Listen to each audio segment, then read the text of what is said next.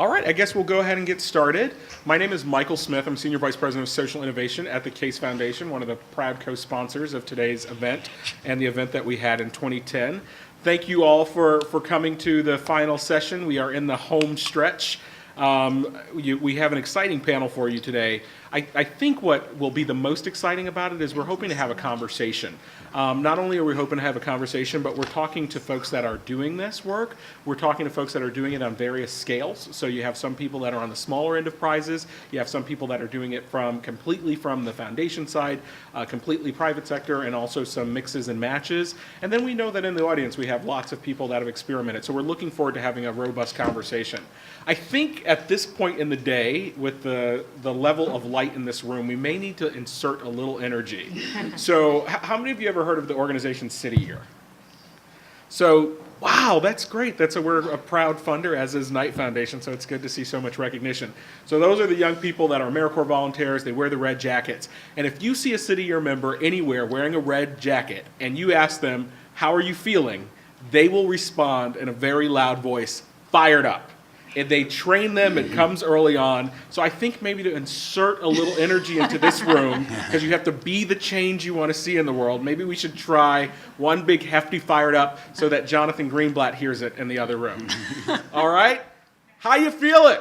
Fired up! That was pretty good. Thank you. All right. We've got some good energy. So just to kind of give you an idea of what we're going to go through on the panel today, so I'm going to just provide a little bit of framing. Then I want to talk to the folks in the room a little bit to just see why you're here, who you are, so we can get a sense of how to guide the discussion. Then we're going to give the panelists a very brief 3 to 5 minutes to talk a little bit about their work so you can get an idea of what they're doing. Then I'll ask them a few questions. Then we'll come to you for questions. And then we'll just have some closing thoughts. So that gives you a quick idea. So we are supposed to be talking today about exposition prizes. I don't know if all of the prizes fall beautifully and perfectly into all of the little areas, exposition and expansion and all of those, but that's our goal. You could see from the title today that we were concerned about citizen-centered solutions. So how do you tap into the ground to get lots of ideas from citizens on issues big and small? But for those of you that are interested in exposition prizes, I will tell you that McKinsey has defined it as follows. Exposition prizes are designed to highlight a broad range of promising ideas. So it's much more about the number, the quantity of ideas that are being generated to help push out a concept as opposed to just awarding the one grand prize. I think it's really being empowered by the internet, because the internet makes this much easier to collect lots of ideas from lots of different people.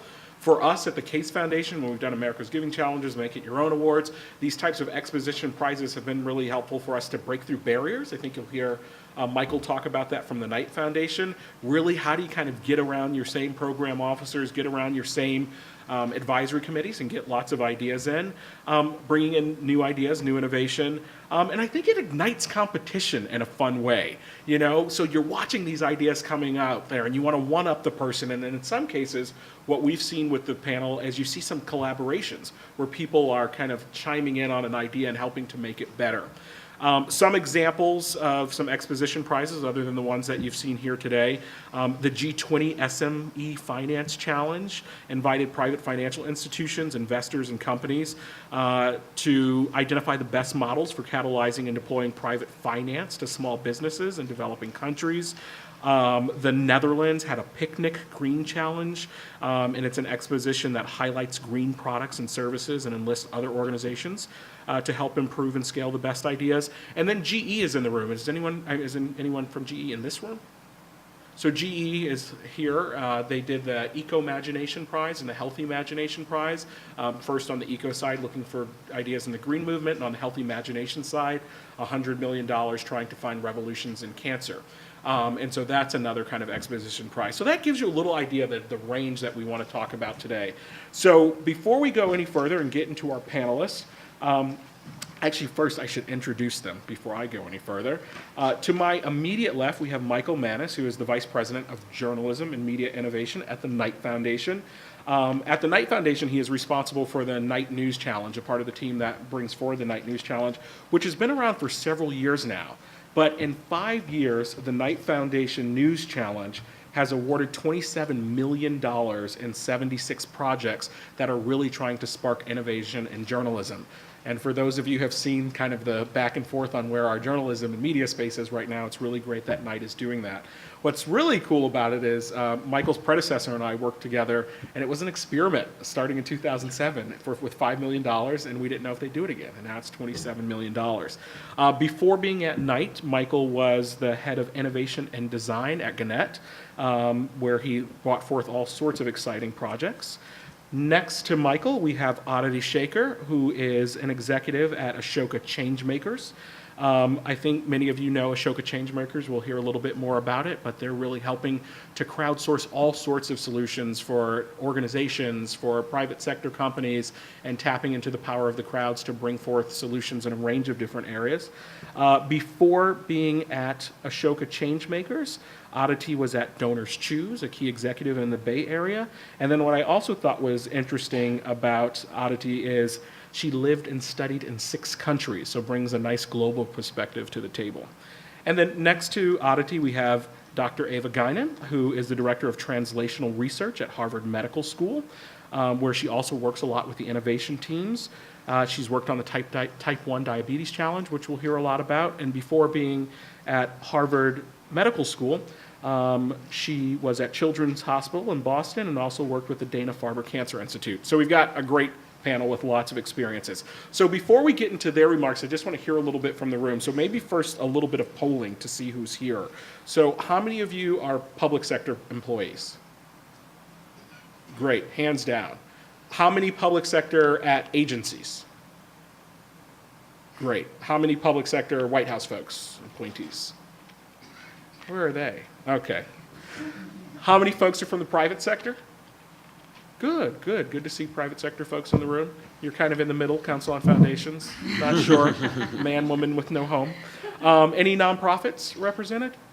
Great. Give these people money. So make some connections afterwards. And in terms of wherever you are, how many of you are executive staff, kind of on senior management teams? Okay, thanks. Program staff? Responsible for carrying the program forward? Okay, what other roles am I missing? If you're not executive, you're not program, where are you? Legal. Legal, okay. Other roles that I'm missing, just to get a sense of who's in the room? Public affairs. Public affairs. Marcom people, marketing communications? Okay, cool.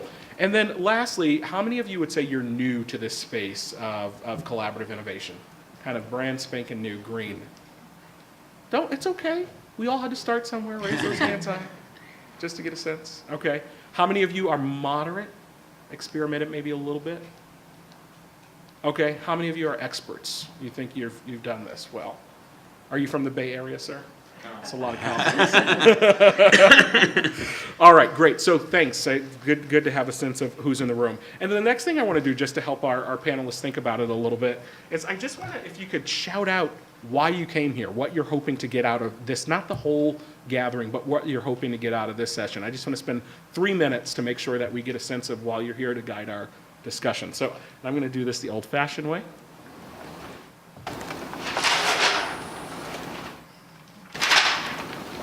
So go ahead, just shout it out to me. What are you hoping to get out of the session today? Models, examples, cases. Thank you. Keep going. Rules of thumb. Not you, sir. That's enough. Just kidding. Just kidding. Best practices. Best practices. Impact measurement. Impact measurement. Product design. Design.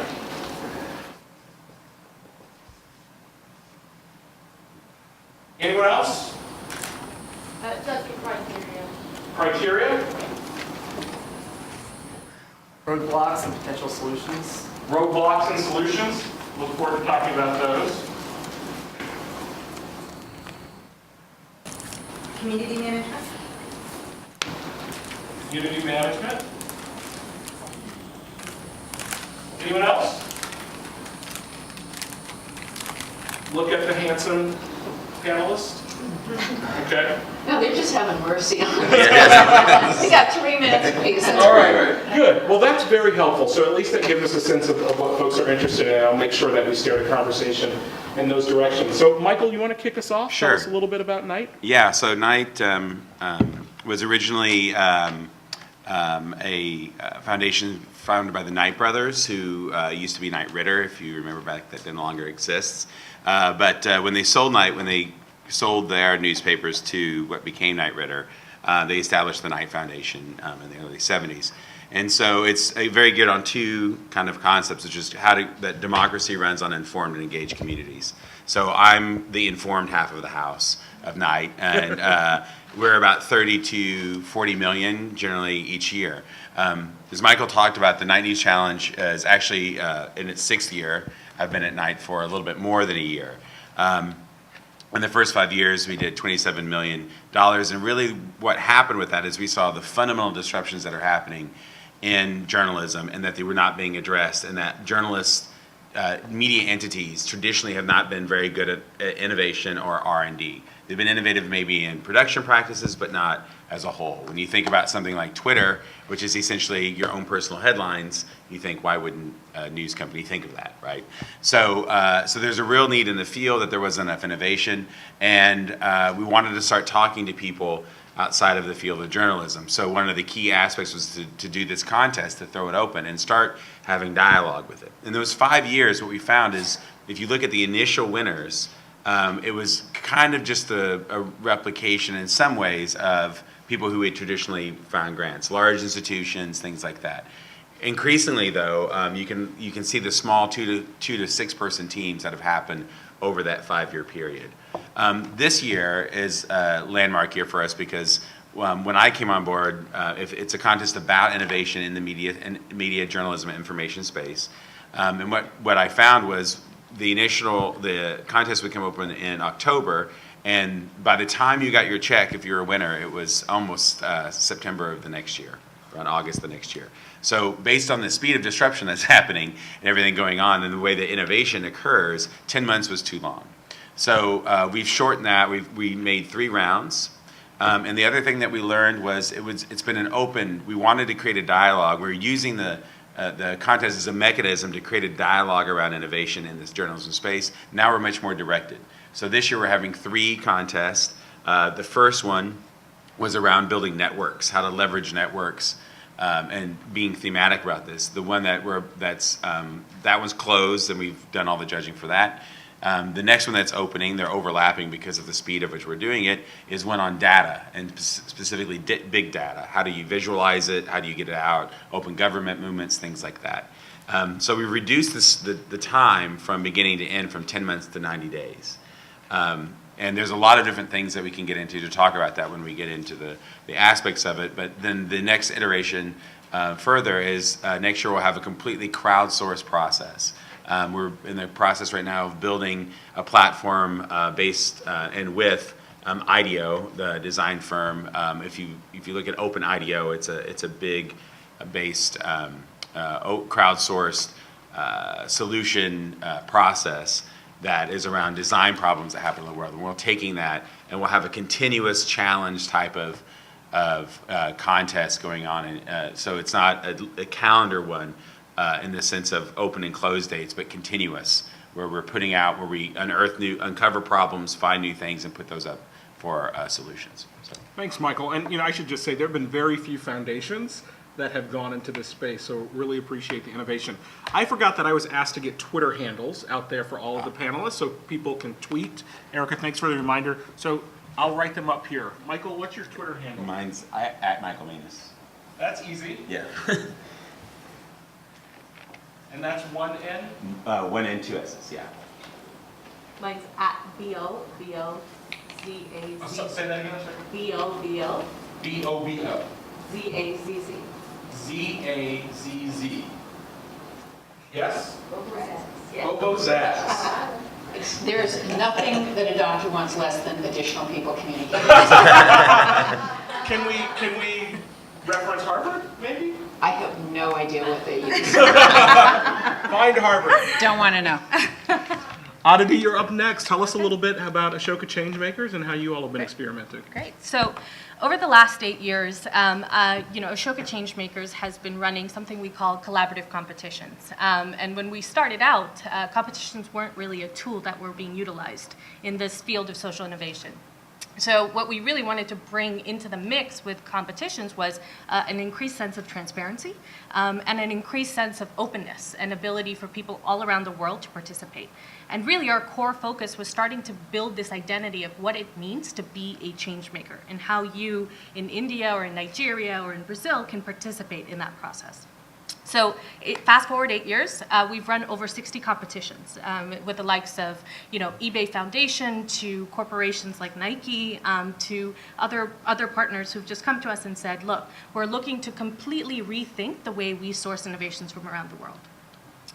To date, we're looking at 16,000 entrants through these 60 competitions from over 125 countries. And at what the main impact measure that we measure is we've helped catalyze over $600 million worth of investments in these ideas.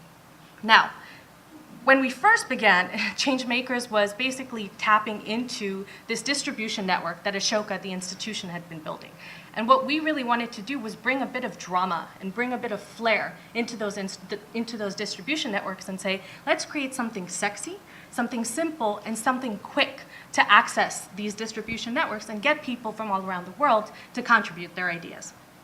We have spent 30 years building up these distribution networks, and it's a very efficient tool because what it does is we spend about 3 to 4 months launching the competition, evaluating the entries that come through it, and then closing the competition. So we've dramatically increased the amount of time, or dramatically reduced the amount of time it takes people to source ideas.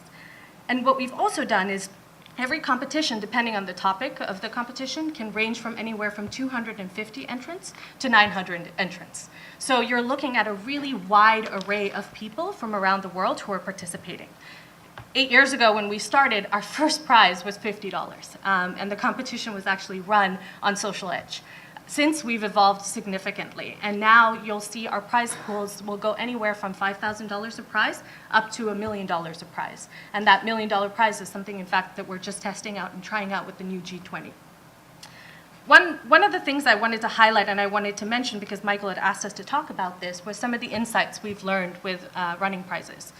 The first thing is the amount of prize money that you put out is going to source a very different type of person.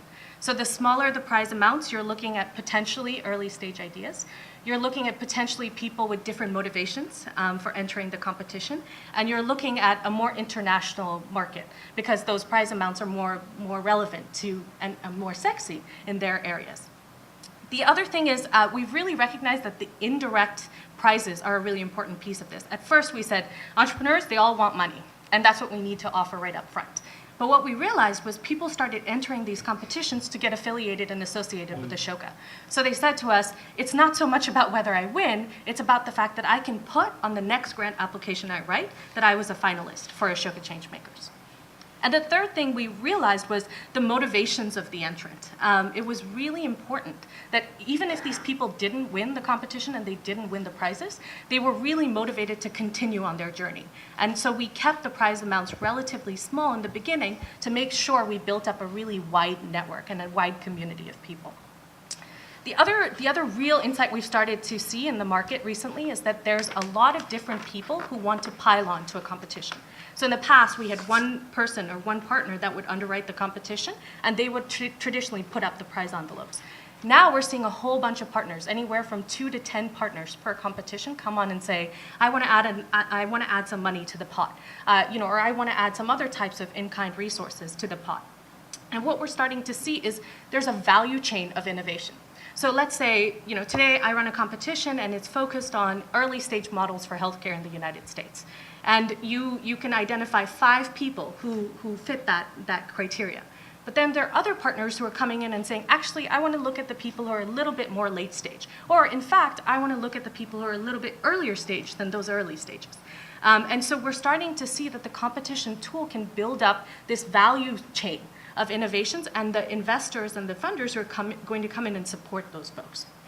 And then the third thing that we're really seeing is We've used prizes really well to source innovation over these last few years. But one of the questions that we get over and over, and especially if you spend time in the Bay Area, is what is happening to the scale of these ideas? You know, there's so many pilot projects out there that are showing certain types of impact, but as soon as you try to translate them and scale them in any way, they fall apart.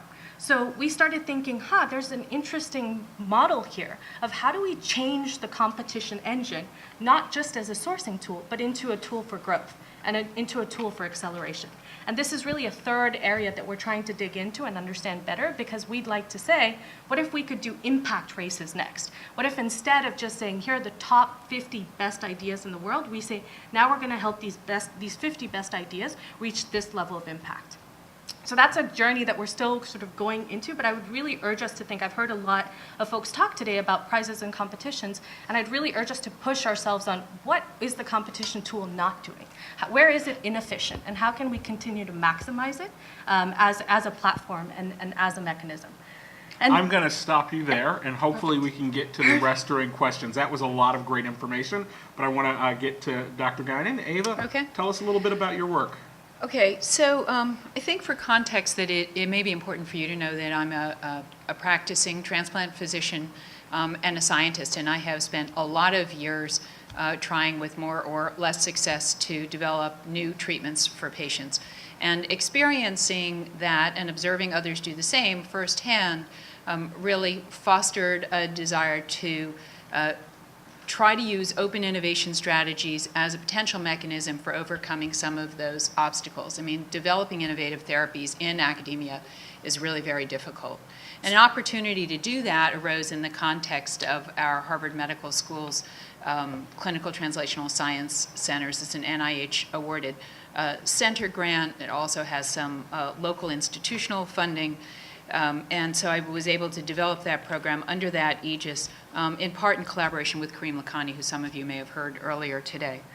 The first effort that we put together as a program was actually directed at type 1 diabetes, and we chose to do an ideation challenge, which is the issue that we're discussing in this session, for a couple of reasons. One is that it was a demonstration project for us. We wanted to really engage the broadest possible community of people as participants, and not just those who usually engage in medical and scientific investigation, which are really those that have the resources to practice and conduct experiments, but to really get the community that could simply give us ideas and didn't need to overcome those sorts of resource barriers. And secondly, we thought that type 1 diabetes was the kind of problem with which a broad community could engage. It has a pretty big public face. There's a reasonable penetration of this as a disease in the community, and so a lot of people either have personal experience or experience with their families or a friend who's touched by diabetes. And in addition, type 1 diabetes certainly is an exemplar for a difficult, multifaceted medical problem, and it happens to be one that has enormous economic and psychosocial implications. So we thought we had a draw that would be significant. So what did we do? We did a lot of things, and there are a lot of details, and time is short. And I'm going to try to actually hit some of the points that Michael put up on the list. So what about process that we've heard a lot about today? We put a lot of time and effort into defining the problem. Because it's a complicated subject, and we really wanted a 2-paragraph simple explanation of what we wanted people to give us in terms of ideas. And if you have questions, I can talk to you about what was actually in that problem statement. And we worked with incentive.com. So we went to people who were really experienced and could give us feedback on the way that we were seeing the problem so that we could craft something that was succinct and compelling. We then had to develop a broadcast strategy. That's actually very difficult. Harvard has about 40,000 people who get a paycheck one way or another from Harvard. It's got 17 independent institutions. All of the hospitals actually are independent 501c3s. They have no common email. And we have a culture that spends all of their time deleting their email before they read it. And they don't have Twitter accounts. So figuring out sort of an outreach for this kind of community is actually very complicated. And again, we were not interested, we were interested in the scientists, we were interested in faculty, but we were also interested in administrative staff. We were interested in those people who worked on buildings and grounds. We were interested in the students. We really wanted the 40,000 to get the message from this. And we got a huge assist in that in the fact that Harvard's president, Drew Faust, actually heard about this somewhat laterally and decided to endorse it. And so with her endorsement, we got a little bit more penetration as well. So for better or for worse, we sort of crossed that Rubicon, executed this. This was a 5-week challenge. It had, by the terms that you've heard today, a very minimal total prize pool of $25,000 for distributed depending on the number of suitable winners. And we ended up getting about 200 submissions. Those were submitted to a very different kind of evaluation process. We were very concerned about the evaluation process because, you know, if lots of ideas aren't worth anything unless the evaluation process is suitably different enough that it's going to acknowledge the values of those ideas. If you put those back into a very rigid and hidebound academic system, you're going to end up with the same ideas that you started with, and that wasn't where we wanted to go. So we ended up actually creating 8 panels of 30 evaluators apiece, so 240 total evaluators, and did a blinded electronic evaluation process so that we would not have sort of star effects in the room of people beating each other up about what they wanted.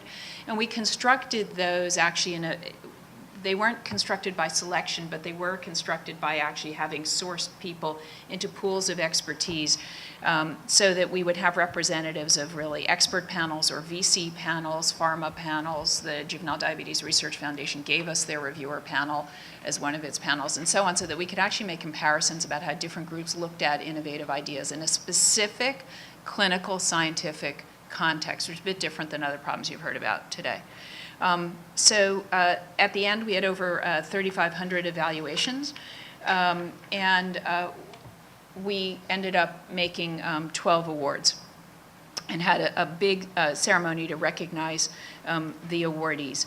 So did we actually accomplish anything? Yeah. One is we brought very different people to the table. We showed that we could actually engage this pretty hidebound and very hierarchical and withholding community. Because they are that way by necessity, because the environment that they live in, to freely give their ideas for a relatively trivial award. About half of the people were MDs and PhDs, so that's the conventional solver pool. But the other half were people who didn't have an advanced degree and had very little scientific background. And the ones with PhDs were often in specialties far afield from biomedicine. 2 is the solvers, about half of them either had diabetes or claimed to have a family member or close friend with diabetes. So very different than the actual distribution of diabetes in the community, showing that, as you said, the motivation for participation is pretty different when you run a contest. The third thing that we learned about the participants was really about the evaluation process. And that is that none of the evaluation teams like the same ideas. So the Juvenile Diabetes Foundation and Harvard's top diabetes experts really should, by all measures, have selected the same grants, and they didn't, or the same ideas, and they didn't, nor did any other panel select the same ones. I mean, it sort of all came out like a large Jackson Pollock painting. And without sort of being normative about who was right and who was wrong, what it clearly said is that we don't understand what an evaluation process yields. We don't actually understand how different groups with different kinds of expertise see innovative concepts either close to or distant from their fields of knowledge, and that we don't think carefully enough about how the composition, or we don't know enough about how the composition of evaluation panels affects the outcome of these elaborate processes. And so that's actually an issue about which we have to do more. And lastly, we learned what was really important to us, which is that you can conduct these kinds of competitions as an experiment. Because for us, this was actually not about using open innovation. I mean, it was, but it wasn't. To do that is sort of a thing. But to do it and actually learn in a premeditated way, in an empiric experimental way, what the different components of the process are and what does and doesn't work in your community was what we were committed to. And we are committed to a series of empiric experiments using this kind of approach in which we examine things. And we now have a huge database that's allowed us to establish that these ideas were indeed innovative by using quantitative measures in which we assigned mesh terms. We had a non-related mesh librarian go through and give medical headings to things, and we compared the headings in our submissions to the medical literature on diabetes, and they're way different. So we can actually look at, can you produce novelty? Does a reviewer who's close to you diss your work, or do they actually endorse it? And I think that by sequentially and iteratively doing that, we can understand what the platform has to yield and how to best manipulate it and use it for something that will be productive. Great, thank you so much. I mean, so you can tell we have a great breadth and depth of experience here. For a second I was feeling really not so smart as you were using some of the terms that you were using, like a mesh librarian. Oh God, like, do they sorry, wear did mesh? I do that? And then you said, do they dish your work? And I'm like, okay, I'm all set. So I appreciate both of those Mesh things. the dish. Right. So, hey, Michael, I want to go to you next. This idea about exposition prizes, it's all about reaching the right people, right? So if you're not getting the right folks on the bus and you aren't reaching, we heard earlier about the farmer in Peru that came up with the solar flare solution for NASA. What if you don't get the right people? What if you are getting the same silos? How do you develop marketing plans? How do you develop outreach plans that gets to the right folks? Yeah, I mean, I think the realization, we were hoping that the contest itself would draw that, and to some extent that's true, if you do a good job of promoting it. The nice thing about working in media is media likes to talk about themselves more than any other industry, and so you do get a little more play than you would normally. But I think what we found is the spaces that we now see as very emergent are student innovators, and so that was a definitive outreach, and there's a lot of work with MIT, who's someone we partner with a lot of things. And this last round, what we found is, while there's geographic distribution, we're actually very heavy in the Northeast and not very much on the West. And in fact, globally, we've had more from the UK than we have probably from the West Coast. So seeding those things are very important. So thinking about your target audiences and who those are, if the student innovators is one for us, change agents and large institutions or another. That we're doing outreach to startups and VC firms that would have the same kind of networks. So think about places that have established networks and leverage those. I would say for the prize money, what's different for us is we historically put out an amount of money. We've said, give us your best idea. And that means we funded everything from $15,000 to $1.1 million out of that. Great point. And everything in between. So that's a little bit of a different nuance before that. And just to build on one point that you said, the thing that we found in terms of the ideas of what do you do afterward, which has been a huge issue for us as well, is we're now developing processes where if you win, we're giving you back office support, we're giving you marketing, research talent, marketing and development talent, sometimes technological expertise. What we found is that as we moved into more startup people, they win and they had a great idea and they're like, now what? Like, I don't know how to hire talent. I've never hired anyone before. I've never found a developer before. I don't know how to recruit. How do I do taxes? What's my accounting? Which seems like kind of basic stuff, but that stuff slogs them and doesn't allow them to really work on the idea that you funded in the first place. So. Great idea. And we heard HHS talking about doing things like DC to VC. It's hugely important, and it's great to hear Knight's doing that. Aditi, the next question is for you. How do you balance the role between experts and the crowds? Whenever I talk about the work the Case Foundation has done in prizes and challenges, you often get someone who says, oh my goodness, we know who knows how to make those decisions. What if you get the wrong idea and you're going to abandon to go with the power of the crowds? How do you balance those roles? Right. So we start every competition with a completely open call. So anybody anywhere in the world, as experienced or unexperienced, can actually in fact enter and join the competition. And then what we do is we go through a pretty internal selection process. So we take, let's say, anywhere from, as I said, 250 to 900 ideas and pare them down.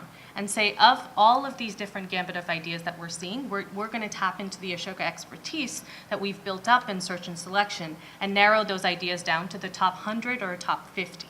And then we take those ideas and send them to a round of judges that we convene. And these judges are traditionally experts and external experts. So, Michael, in fact, has served as a judge in one of the competitions we ran with Google on citizen media.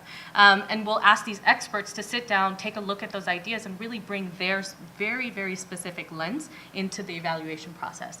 And then what we do is we send it back out to the crowd. So the judges say these are the top 15 people we think are really compelling. Now we need the innovator who has put forward this idea to sort of put their skin in the game. Go reach out to your networks, talk to the people you know, and show the community support that you have built into your model that can really help these ideas grow. So the innovators then go through this open voting process where anybody, anywhere in the world can, again, jump in and vote. And this is really starting to create an identity and an engagement opportunity for people who are sort of on the fringes of social innovation. They're not ready to start the idea themselves, but they're interested. They want to get involved. They want to be a part of that movement building. And we let those enthusiasts, as we call them, come in, vote, support these ideas, and then we announce the winners based on that model. So it's sort of bringing both a crowd perspective, but not letting the crowd and the popularity overrule really the quality and the innovation as well. Great. I couldn't, as folks are starting about who are new, try these mixed models. It does not have to be all or nothing. There are certainly ways to, bring your existing experts to the table. So thanks for sharing that experience. Eva, I want to go to you next. You talked about this a little bit, but I want to talk about money. So I was talking to the GE folks today who are $100 million. HHS is doing another $5 million. Your prize was just not just. It was $25,000, which is smaller. I've seen some at $100. Daily Challenges, our giving challenge was $500. What role does money play? Is there a minimum amount? Is it just something about, the power of the challenge? I think it's mostly about the power of the challenge. I mean, what we actually said was 25,000, and that a minimal prize would be 2,500. And then, and that we would give up to 10 awards. I mean, in the end, we actually thought there were 10 incredibly equivalent or well thought out ideas that the community endorsed in that 240 person review process. We actually went with those reviews straight out as a rank order. And we put in another 5,000 and gave out 12 $2,500 awards. So I don't think it was the money. I think the money sort of piqued people's interest, but I don't think that it's a major factor. I mean, again, for something like this, there were people who didn't want to participate because they were very aggravated by the IP conditions, and the IP condition was that Harvard had a non-exclusive license. Which really is nothing, but even so, people didn't want to put their ideas, some people didn't want to put their ideas in free space, and clearly $2,500 was not enough to incentivize them to do that. Maybe if it had been $25K an award or something, they would have. So I don't know that, but I think with a pretty minimal inducement, we got broad buy-in, and the people who participated actually ranged from people working in the HR department at the medical school to Harvard undergraduates, to professors of biostatistics at Rutgers. I mean, we also actually sourced an external community, and it was sufficient to get them involved. Great. You brought up IP. I would love to hear from Michael and Aditi how you've handled IP issues. So this is really complex, and increasingly so. And the reason for that is that there's the emergence of social entrepreneurship, and we put an emphasis on sustainability. IP can be roads to that. So we're primarily open source oriented, but if you have something that we feel like will benefit the field as a whole, but you think it's also profit driven, and that the open source IP issue, if you need to do it, we allow a closed submission. And that we don't get, that's a very small percentage of what we actually get. But we've seen that happen, some of them that we've awarded and some that aren't announced yet that we've awarded are those things.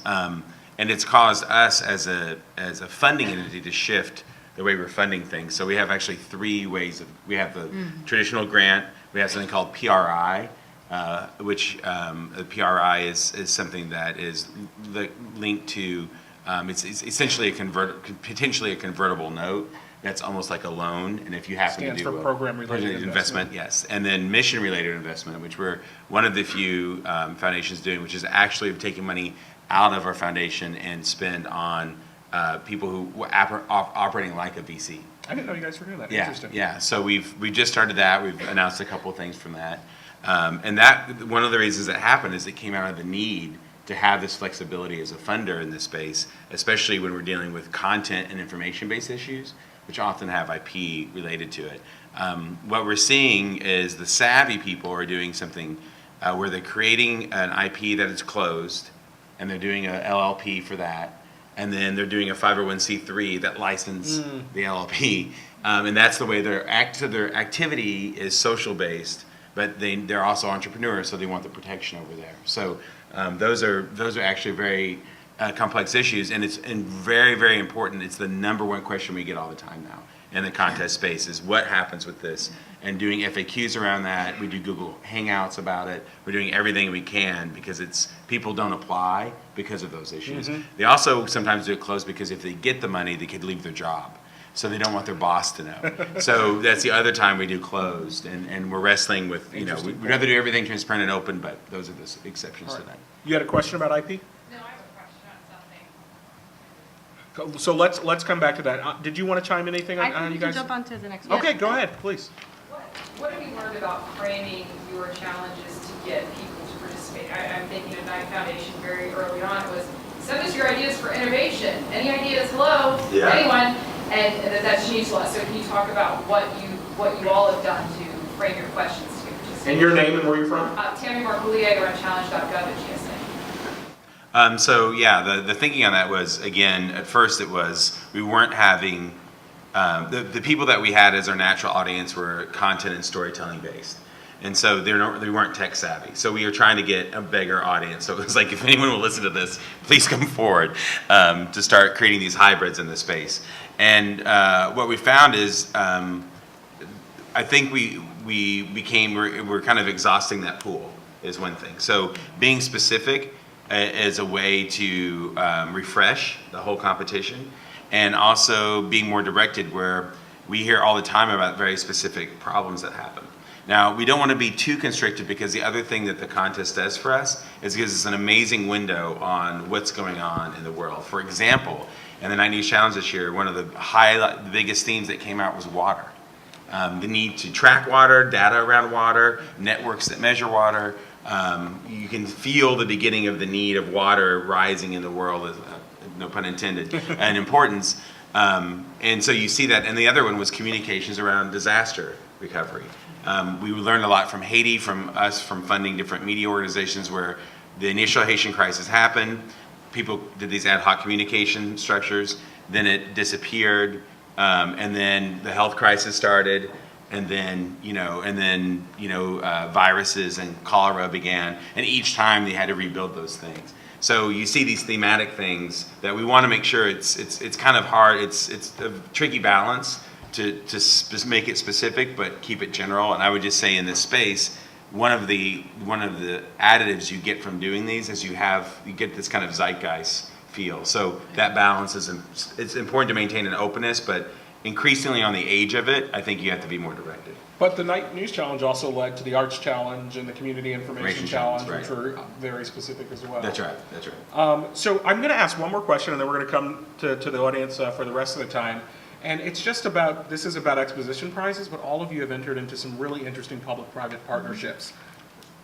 How and why? We do a lot of public-private partnerships, and it ain't always easy, but we found a benefit. How do you get started, and why have you kept to it? So for us, I mean, we wanted there to be, the two other people were also speaking a little bit about, in the end, what's the end product? And so one is we had a scientific end product that we cared about.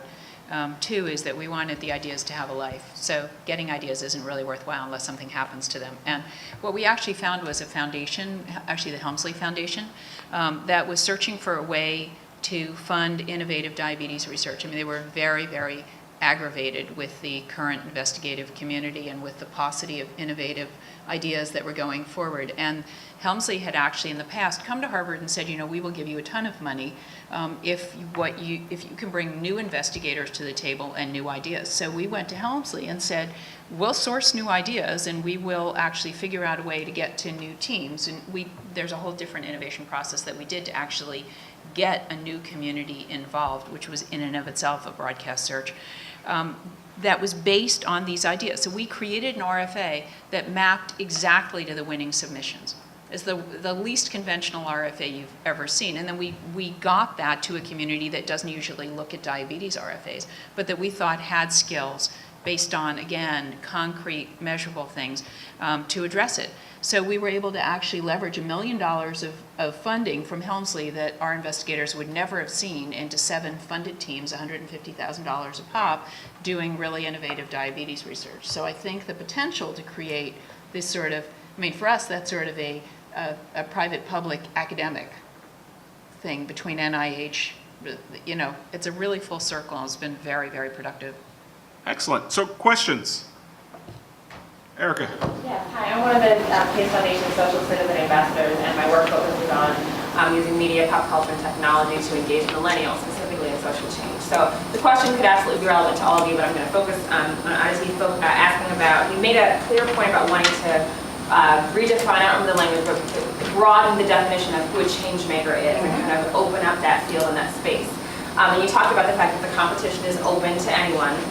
I'm curious to know what kind of demographic data do you keep in track, and from that, have you been able to actually analyze not just the winners, but even the finalists and the actual competitive group, any more diverse, but be that by age, gender, education level, than whatever the usual profile was prior to the competition? That's a great question. And in fact, we've done a lot of that work. And I don't have all the information at my fingertips, but we've done two sort of efforts that are important to look at. We've looked at our innovator community, so the 16,000 people who've really come to Changemakers over time and put forward their ideas. And then we've started building up, as we call this, enthusiast community, saying that there is an entire cadre of people who are not engaged in social innovation up to this point, and we want to bring that identity of change making to them. So that second effort, I'll start there, is been very focused on our social media channels. So we've built up over the last 5 years especially a very strong following on Facebook, Twitter, all of that, and making sure that we create very clear engagement opportunities for them.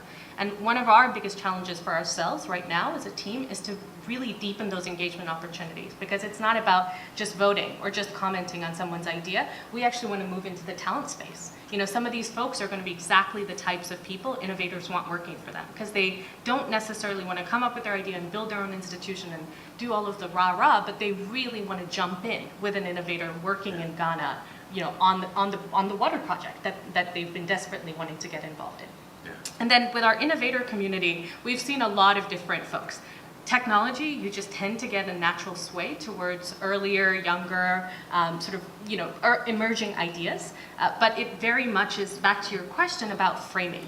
If you frame your competition and you say, we're looking for early stage ideas, you're going to get very early, as much as an idea stage idea, to later stage ideas. But if you frame your conversation saying, these are the criteria we have, we want to see a certain level of operating capital, we want to see a certain level of penetration into the market or impact, then you can get a very different kind of innovator profile. And one thing to add is we do use technology and online because of the efficiencies and margins and distribution and costs, but we have a very, very extensive offline network that we tap into.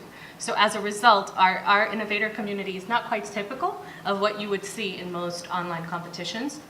We're really digging into all of the different folks that we're talking to around the world, the 35 Ashoka offices that we have, and saying, you should join on, you should jump into this conversation. So we're really getting a full sort of spectrum of people rather than the traditional earlier stage folks that you would get in a tech platform. Great. Other questions? Please. So you mentioned about the Ashoka, how you do the open call and then you have the judges and then you put it out for voting. How do you do one vote per person, or how do you do that so you don't have one person just... Yeah. And your name and where you're from, Beth NASA? At Beth Beck. Follow me on Twitter. At Beth Beck. Yeah. Great. Yeah, at NASA. So I do a lot of the community stuff. Each person, if you have a Changemakers profile, you can go in and vote for up to 3 people. So every person gets 3 votes. And we've had a lot of sort of back and forth with trying to figure out the folks who are, there was one entrant at the time who created a program to basically do what you're saying, just keep voting by creating different user profiles. So we're pretty good at catching those, and we have gone back in the past and said, we've recognized this, we recognize that this happened, and we're going to have to take you out of the competition. And then going back and telling them is sorry, unless you write the rule out. Absolutely. Absolutely. I think we've That's very important to us. I think we've learned from a lot of people how to run these competitions, being transparent at the very beginning makes it very easy to enforce the rules afterwards. When we did our Make It Your Own awards, we actually made people, we were trying to come up with the 4 top awards, and we made people vote for all 4 as another way of making sure that they weren't just kind of picking favorites and going for a popularity contest. So lots of different ways to do this. Other questions? Yes, you, sir. Dave Witzel. I'm curious, Eva, about the idea that the different evaluating groups didn't come to any agreement. And I'm just curious how you set up the problem for them. Did you give them a framework to work from? Or? Yeah, so it was electronic. We gave them packets of grants, packets of ideas, hypotheses, the submissions, in the same way you would get sort of for an NIH review panel. So everybody got 15 to evaluate. And we gave them a series of what were, I think there were 9 questions with a rating scale. No, I'm sorry, and this one, that's the one we just did. We gave them 3 questions. One was about innovation, one was about impact, and then we also, on which they could give a numerical score. And then we actually gave them an allocation opportunity. You know, if you had $100,000 and you could use it to fund these, and you could give anywhere from $0 to $100,000 distributed, how would you do it? And then we took that information and averaged it across the 240 people. I'm just curious, you mentioned, do you know if NIH has ever done these same experiments? No, not that I'm aware of. Maybe that's the normal answer, that the panels would always disagree. Yeah, I mean, people have looked a little bit at grants, and there is a little bit of, there is some disparity with grants. Usually when you get to a committee that's 30 deep, you actually don't get anywhere near as much spread between groups as we did. That's why we made them so large. But there actually is almost no literature on the evaluation actually of innovation. There's literature on the evaluation of grants, of stuff which, as we know, isn't really about innovation. It's about your past work. So that's actually the evaluation of work that's been accomplished. But the evaluation of innovation, there's virtually nothing written about it, very little understood. So it'd be interesting to see. So just quickly, from Aditi and Michael, who are good partners to think through evaluation of these types of programs? Sure. So, so we've done a couple of different things. What we'll traditionally do is Ashoka also has sector-specific programs inside. So we tap into the Ashoka network constantly, and so we go to these programs that have built up a certain expertise. The News and Knowledge program that Knight Foundation helped us launch, or the Full Economic Citizenship program that focuses on BOP markets, and we reach out to them and we really dig into their expertise of working with these types of innovators and help think through what does innovation look like in this sector. So we have our standard criteria of innovation, impact, and sustainability, but then we really try to focus in on what is innovation impact, what does innovation look like in news and knowledge? What does sustainability look like in news and knowledge? Right. So there's a really important, there's an important pre-work that needs to be done to any evaluation process in a competition. Yeah, so, and I would add to that, we also have, each time we have judging, when we have judges come in for two sets of judges, one that goes through the filters the first round, which is a larger set, and then a second set that looks at the finalists and then divides that, and we convene them. They judge them, then we convene everyone physically for that. The reason, and then in that, we try to keep about a quarter to a third of people who have at least done some judging before for us to get some continuity, and then a third very fresh that have never had anything even to do with Knight potentially, and then also make sure we have very different types. So we have people like Craig Newmark has been a judge for us, and we'll pull a student that we think is really interesting from University of Nebraska, and that way you're making sure that you're kind of hitting all these different constellation points. So I mean, one thing I would say is that, because this was these groups, I mean, there were 6 groups of people that were from inside of Harvard, more junior, more senior, more close to diabetes, less far away from diabetes, whatever.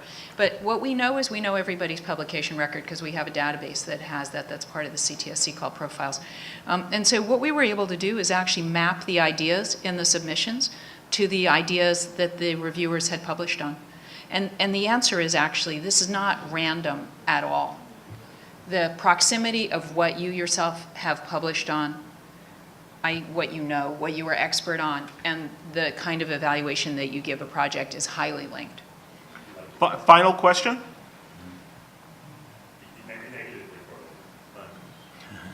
Ladies And first. the more innovative it is, the less you like it. Yeah, Sorry. so. Yeah, that's right, yeah. That's a disruptive innovation moment for sure. Yeah. Sorry, Laura, you can ask after. I'm Laura Smosko with the Council on Foundations. I had a question for those of you who have competitions with reviewers. What kind of comments and feedbacks do you provide both to the applications that won and those that didn't win? Do you make that clear ahead of time? Do you feel like there's a lot of pushback? How do you make those determinations about how transparent about the actual feedback about that application you are? Yeah, this is really tough for us because each new challenge round usually generates 12 to 1,400. Can you reframe it? Oh, sure. So the question is around how do you give feedback to the submissions if you have reviewers doing it, basically. And so for us, it's difficult because there's so many. And a lot of it's numerical at first, just to siphon through, because you have people like, make potatoes magnets, right? Whatever. That, anyone, when you say give us your idea for money, people give you their ideas. So what we try to do on one of the reasons we're shifting to more crowdsource is that we're trying to build a community that does that. So the act of you putting your idea into that community and having them chew on it, whether your idea might not work, we want to create a salvage yard of ideas that exists where someone can come in and pull those out. So we haven't found a very good way to do it transparently, and so what we're doing is shifting the whole idea set and saying, okay, the whole thing's going to be transparent, and then people can put those ideas out there, so you can see in real time people commenting and talking about that and saying things like, oh, this is one of the things that is awful that I feel bad for people is that people will say, oh, this is just like X, and you want to say to you want to capture that and send it to the person saying, someone's already doing this. They might not know that, right? But there's just no way with the bandwidth that we have on it to do that. So I have to close our panel, but what I would love to do is give the panelists an opportunity to, one, tell us how we can keep following you. I know maybe it's not Twitter, maybe it's a website, so we can keep this conversation going. Maybe it's your email address, so we can keep this conversation going. And in the quickest way, what do you think's hot in prizes and challenges this time next year?